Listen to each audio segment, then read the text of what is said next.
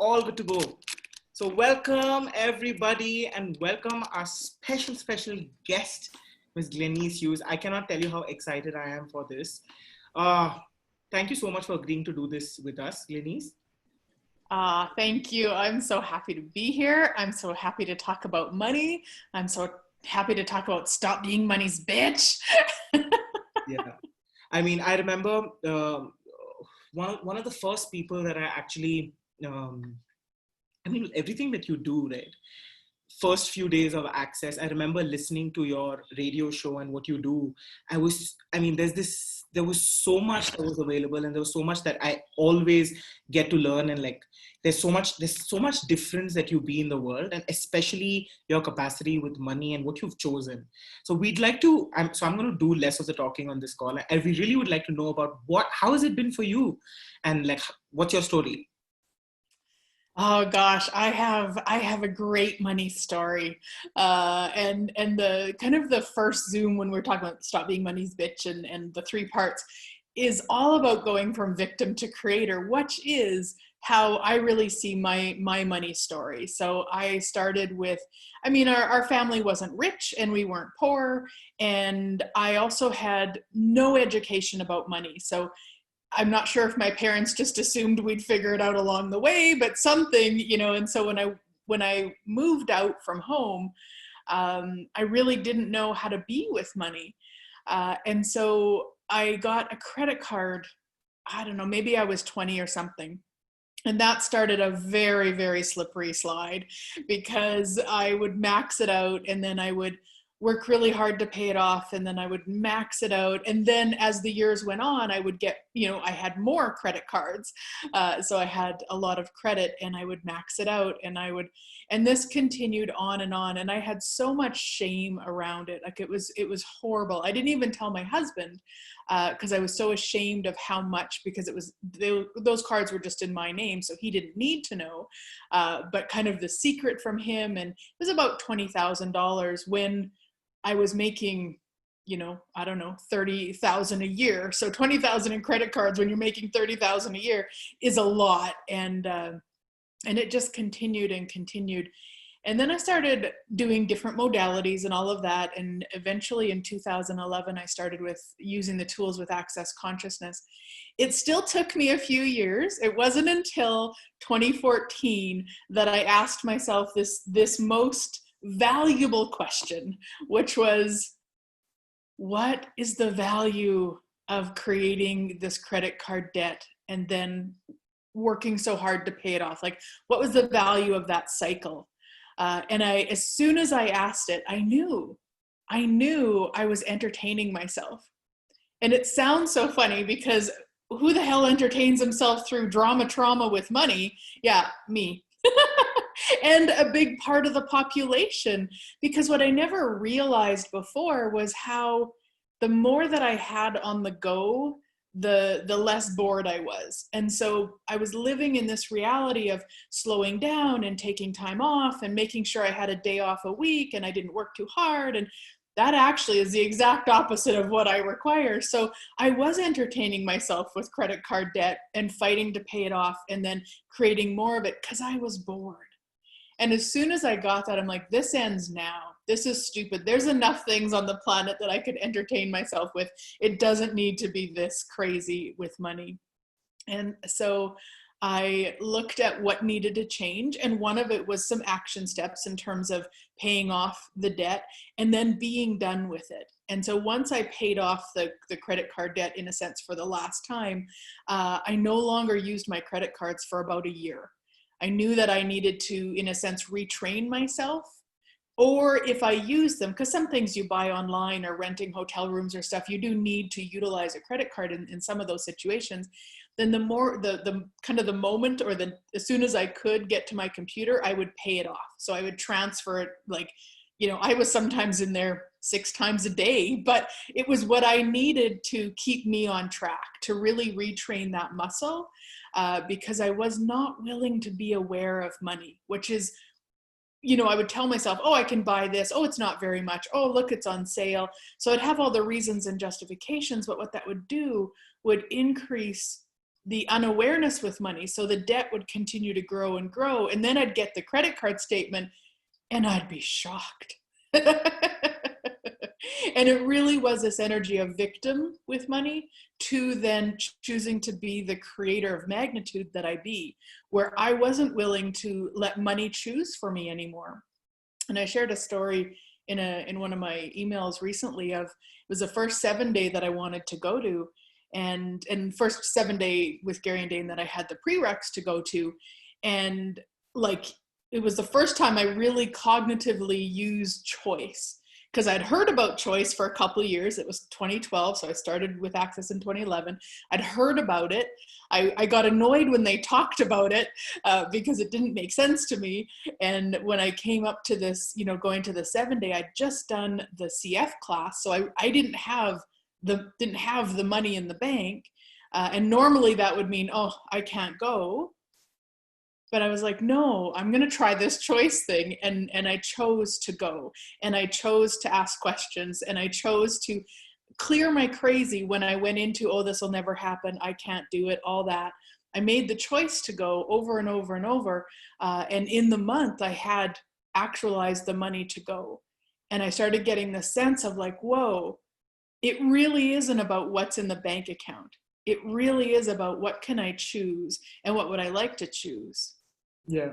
And one of the things that I remember from our conversations, I think it was year before last, or probably the last year that we met in Australia. And then you told me about how you got this, it was like a 5-bedroom villa, or was that Bali or was that in Australia? And it was you and like your partner, and you were there and you chose that. And you've been choosing these, like larger than life choices with the first class travel that you do and all of that. So how did you get from like looking at money as a problem to really making those big demands and actually like creating them? Yeah. Good question. So I would say it started there, like when I chose to go to the 7-day, and then I actualized going, and I started that really assisted me to look at if I would like to choose something, like if there's something like that 5-bedroom in Bali, which is like this mansion with staff, and there's just hubby and I in it, and it was awesome. If there's something that lights me up, then I can choose towards it. Now, the other thing that I haven't been willing to do is add to the credit card. Like again, since I paid it off, it's like, no, that's not an option. So I don't look at, oh, well, I've got the credit to do it. I look at what's it going to take to get there. And a lot of it is actually going beyond the money. So I don't look necessarily, I'm aware of how much it would cost, say, for that mansion in Bali. I know the price of it, but I also know it's not all of it. So I don't get caught up in the actual, oh, okay, I don't even ask, what would it take for that amount of money to show up? Because I'm again still making it about the money. It's like, what can I be and do different to stay at that mansion in Bali?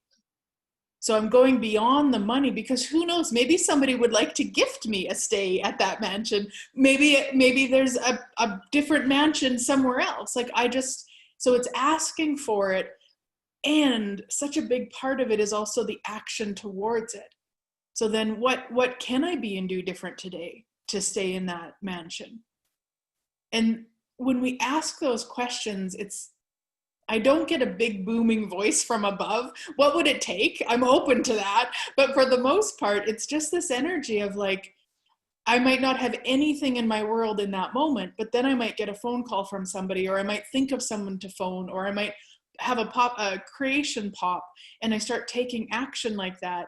And then the more that I do that, and the more that I actualize these things, it's the more ease it is for my asks to get bigger. Because it's like, well, if I can do that, if I can have a mansion in Bali for a month, then what else? What else? And it becomes more of like a playful game, because it's not the solidity of I have to have that mansion in Bali. That's the other piece that I would say was really important for me to shift, is prior to the tools of access and me changing the money stuff, I made things really significant.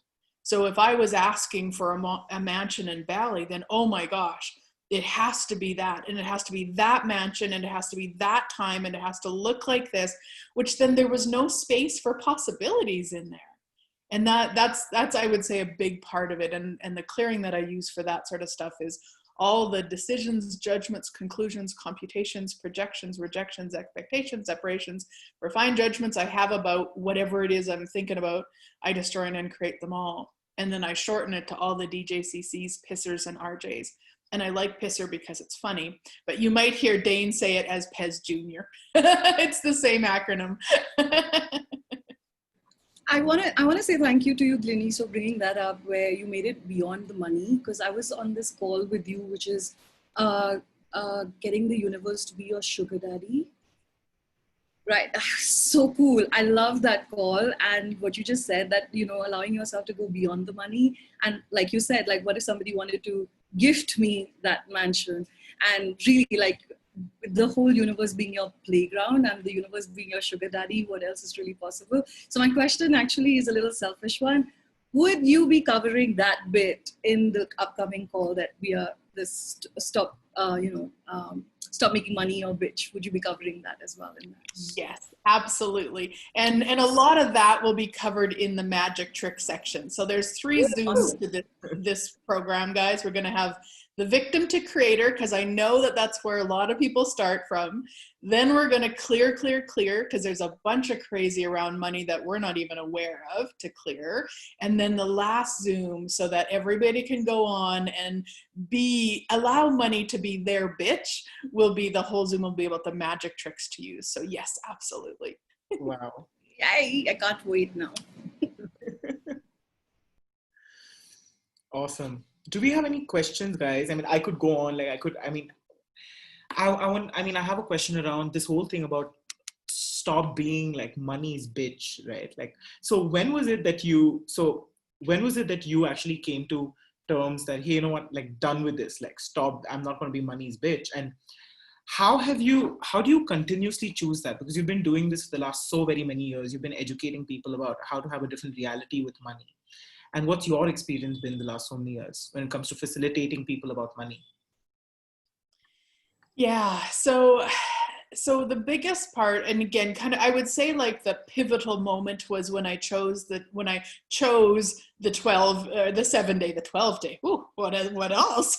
When I chose the 7-day and actually actualized it. That was the pivotal moment. And I've been continuing to do that. So it's not like that occurred and I've been, perfect with money ever since. Please don't let me give you that idea. It has been a continuous learning process or choosing process or awareness process, whatever we want to call it, for me to choose more and to be really aware of the points of views that are limiting myself. And there's so many weird points of views that can come up around it. I'm not in a constant state of clearing myself. I used to think that was really valuable. I don't see it as really valuable anymore.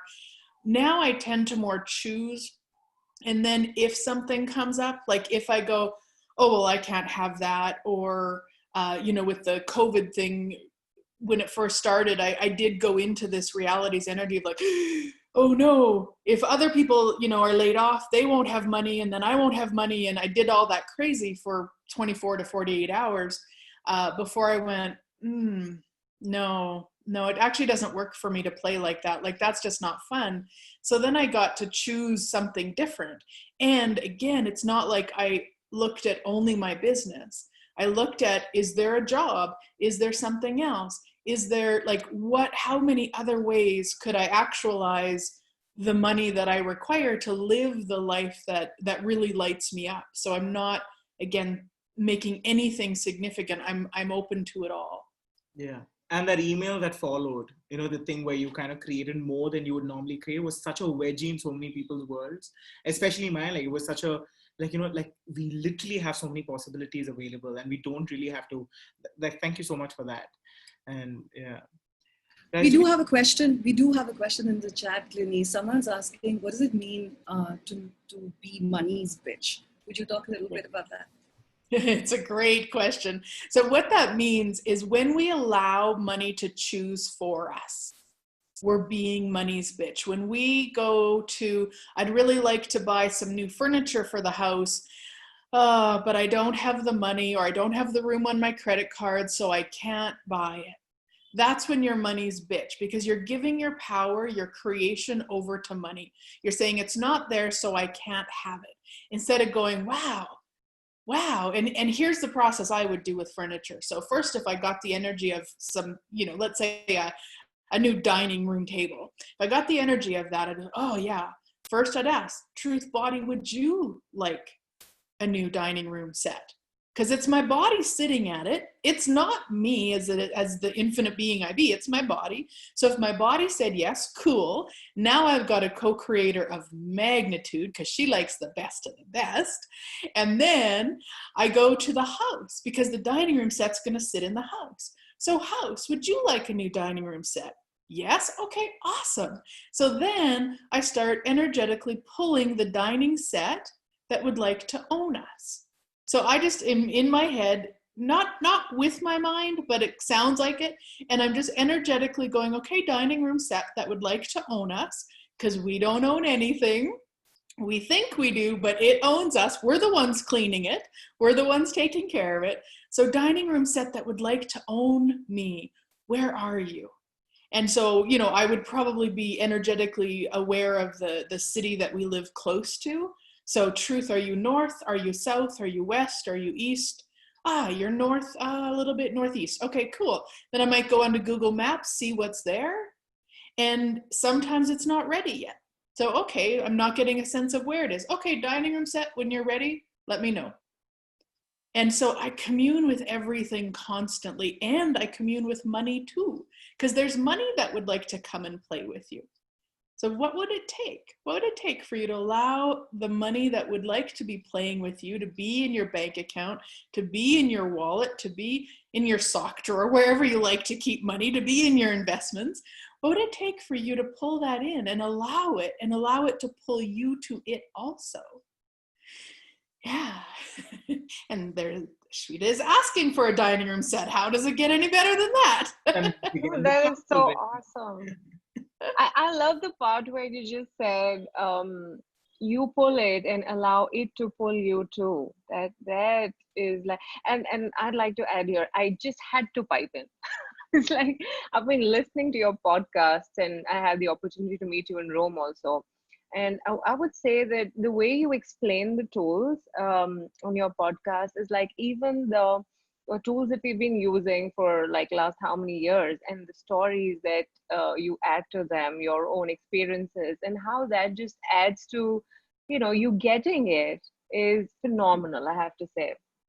So thank you so much. And there's another question by Kanika. Datu? You want to read it? I'll have to squint and read it. Okay, I'm going to read it then. Yeah. What does it mean to be content with the money? Is that a limitation? What if content is happy, yet creating more is happy? So how do we get to the space of creating more money without going into the need of money? More clarity on this, please.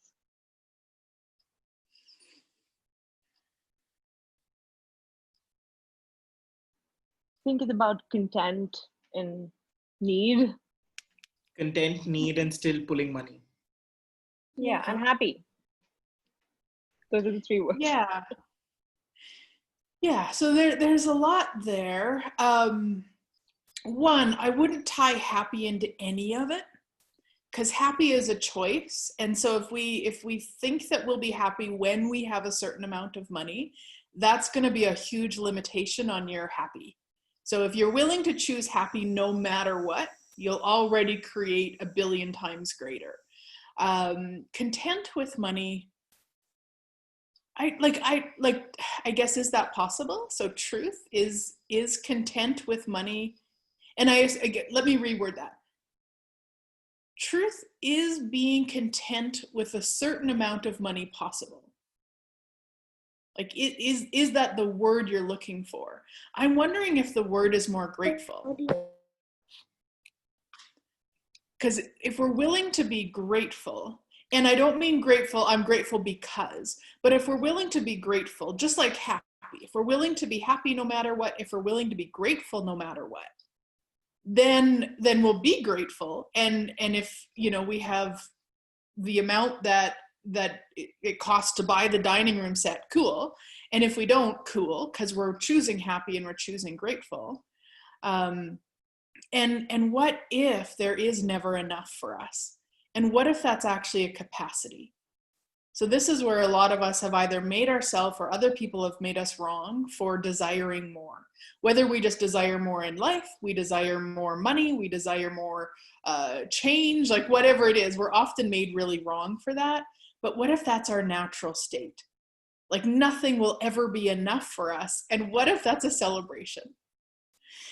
Yeah, right, wrong, good, bad, online, POC, shorts, boys, and beyonds. And you're right. I mean, when we go into the need of money, it becomes a huge limitation, because the need, if you've ever had a needy friend, you don't want to go to their party. You don't even want to see them. You want to cross the street when they're on the one side. And money has the same energy for us. If we're really needy to it, it's going to run away too. So anywhere that you've played with the lie of need, will you destroy and uncreate it all? Yeah. Right, wrong, good, bad, online, POC, shorts, boys, and beyonds. Wow. Okay. So thank you so much for that. We have two different kind of questions that are going on, but I'll take one of them. So there are a couple of them who are asking, I don't have money at all. Like there are people who do not have money or aren't really creating money. So is this a program that could you talk a little more about who is this for? Is this for people who already have money and are looking for creating more, or people who do not have a revenue stream right now? Can they choose this program? Yes, it's for anybody who would like to no longer be at the effect of money, where they're willing to go from being a victim to it, I have none and it'll never happen, to what would I like to create? How much money would I like to have? That to me is who it's for. So it's not so much that I will, give you ideas of how to go out and create more revenue streams. It's not specifically that. It's more to get out of the victim energy of money, get into the clear the stuff that's stopping that, and then the magic tricks to actualize more money. So it really is for anyone who would like to change that. Wow. Okay. And then the other line of questioning is around, I create money, but it doesn't stay. So what is that like? The having money bit. Yeah. So there's a few different things that can be. And one, it's like, what could you be or do different to continuously create money? So even if it's going, you still got more coming in. That's one piece of it. But there's also these energies that we talk about in Access, and we have this. Most of us have been taught how to want money. We've been taught how to spend money. Some of us have been taught how to create money, but very few of us have been taught how to have money.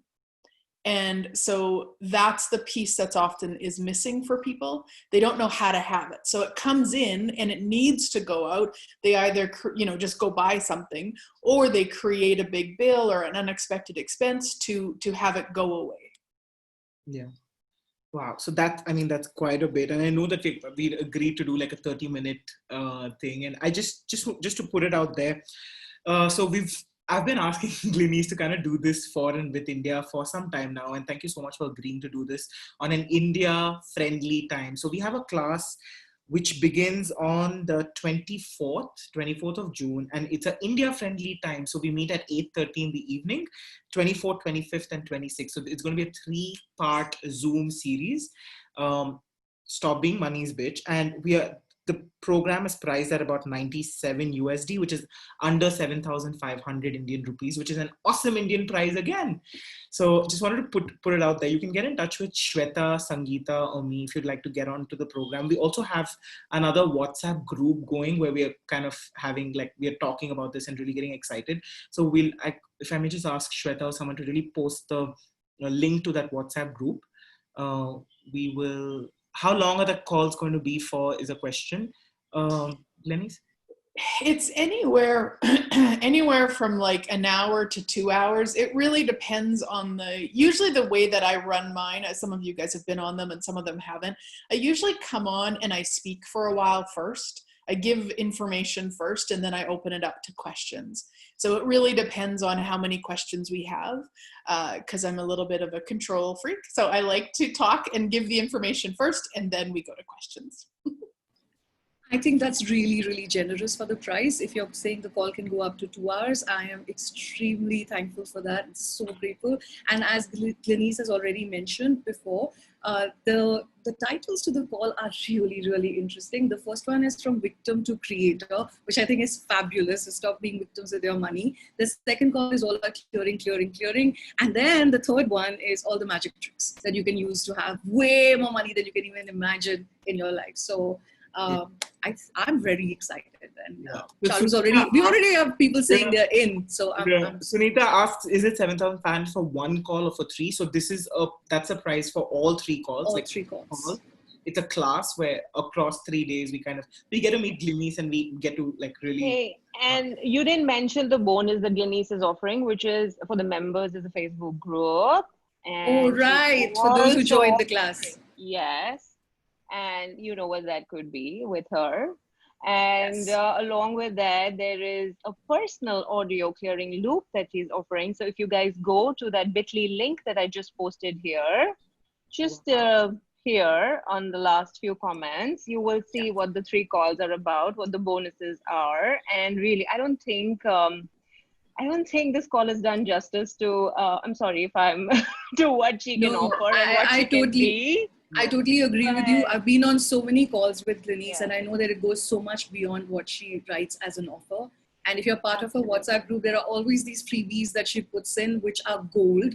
So you get a PDF, you get a clearing loop, which means you don't have to pull out those clearings from the calls. They're there for you to listen to every night and keep clearing for as long as you like to have it. Yeah. So and it's basically 97 USD. So whatever the day you're paying, whatever the charges that are there, is that right?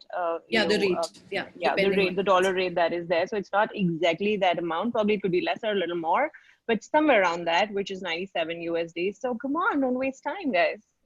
Sign up now. Yeah, sign up and join the WhatsApp group so that we can keep sharing all the amazing SoundCloud bits that Glenise has up there. And we'll also share the link to her podcast. They are amazing, as Shweta has already mentioned before. So you can start. Oh, also, like I said in the group, if you're on it, that when you sign up for a class way before the class, you start receiving way before from the class. So I wonder what that would do to your money. So maybe now is the time. Awesome. Do we have any? Just a note. Yeah. Hi. Hi. I am signing in. I mean, I've heard so many of her podcasts. I've heard so many of her sound clips, and it's awesome. I mean, I must admit that she's like really good. So I'm signing in right now. Awesome. Thank you so much. And thank you so much, everyone else. And thank you so much, Glenise, for agreeing to do this finally with us. And I'm so excited. And so is all of us. Yay! So we'll see you we will see you on the 24th. 24th at 8:30 p.m. India time. Awesome. I just put a link to, guys. I did that. My radio show this week is how to demand money to show up. So I just put a link in the archives there. If you're not on a podcast app with my show, you can link there. It's an awesome show. I use some of the stuff from the reference materials, and it's awesome. So cool. Thank you so much, Glenise. Thank you. Thank you, Sangeeta. Awesome. Thank you, Dattu, Shweta. Thank you.